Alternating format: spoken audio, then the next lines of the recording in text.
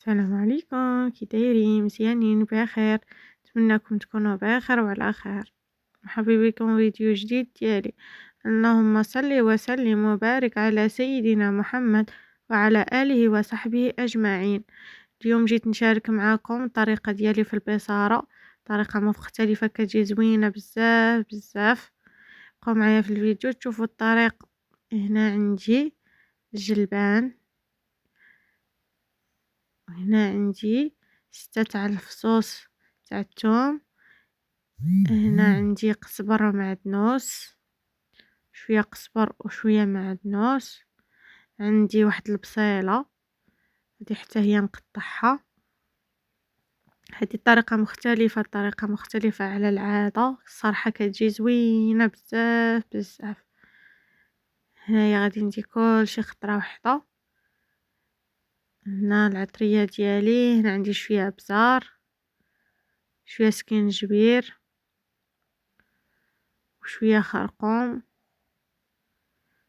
هنا عندي الكمون، وهنا ما تقبلتليش الملح، غادي ندير شويه ملح.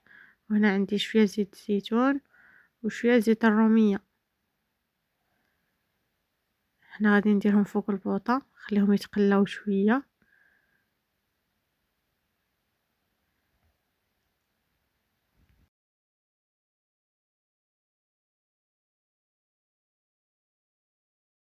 انا خليتها غير شويه تقلات، غادي نزيد لها هنا الماء سخون وغادي نبلع عليها نخليها طيب.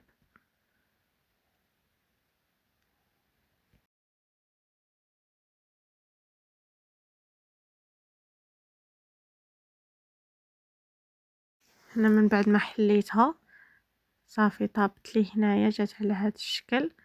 غادي هنايا نخويها في المولينكس ونطحنها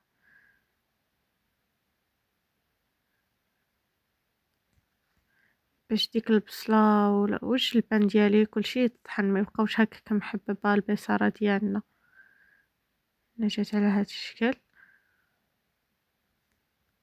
هنا درتها في الكوكوط ديالي، غادي نزيد عليها هنا زيت الزيتون ونخليها تطبخ شويه.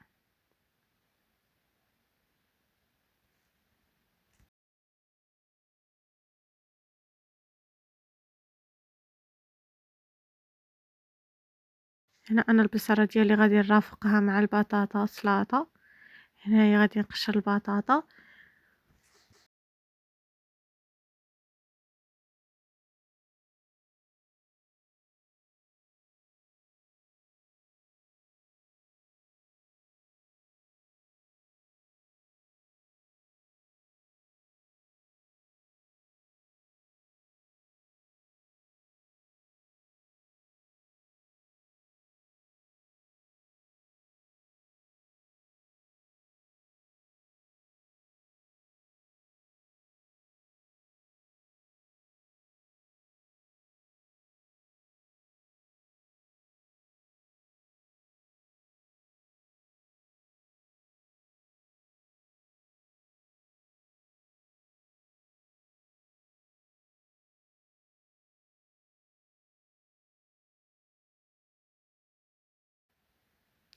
هنا عندي الماء المغلي، غادي نزيد فيه الملح وغادي نزيد عليه البطاطا ديالي اللي قطعتها مرصويات مرصويات.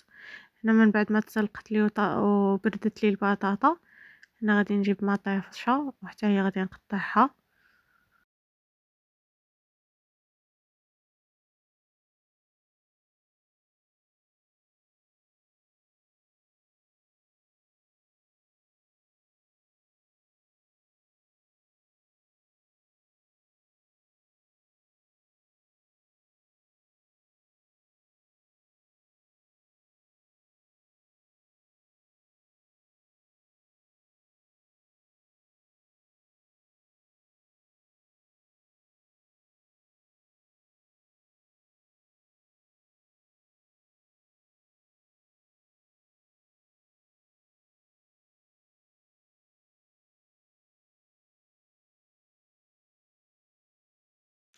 وحنايا عندي البصله حتى هي غادي نقطعها مرصويات صغار، غادي نزيدها على مطيشه ديالي والبطاطا ديالي.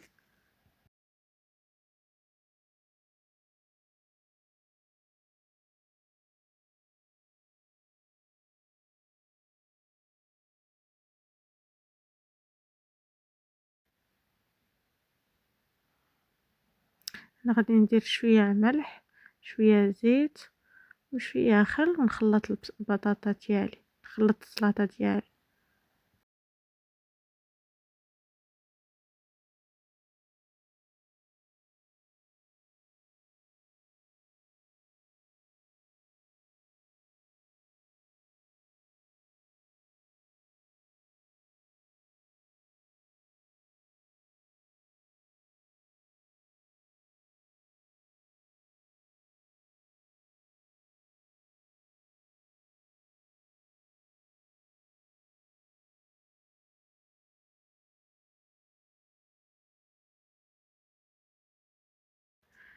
السلطه ديالي كتجي على هذا الشكل صراحه كتجي زوينه، انا كتعجبني بزاف بزاف.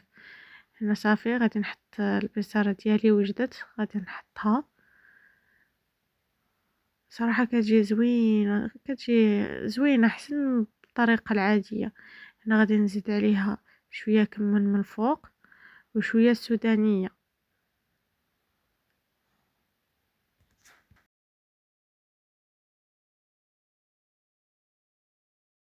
هنا صافي هذا هو الشكل ديال البصاره ديالي، شكل نهائي، كتجي زوينه بزاف بزاف.